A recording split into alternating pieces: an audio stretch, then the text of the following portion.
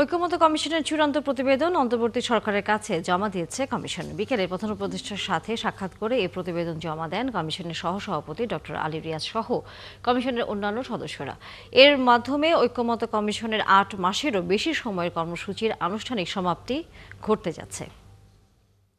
এর আগে মঙ্গলবার প্রধান উপদেষ্টার কাছে জুলাই সনদের চূড়ান্ত খসড়া প্রস্তাব জমা দেয় কমিশন। এতে সনদ বাস্তবায়নে দুটি বিকল্প প্রস্তাব দেয় কমিশন। যুক্ত করা হয় আগামী সংসদে উচ্চ কক্ষের প্রস্তাবও। জুলাই জাতীয় সনদ ২০২৫ নামে একটি আদেশ জারি করে নির্বাচনের দিনের মধ্যে যে কোনো সময় গণভোটের মাধ্যমে পরবর্তী সংসদকে ২৭০ দিন বেঁধে দেবার প্রস্তাব দেয় কমিশন।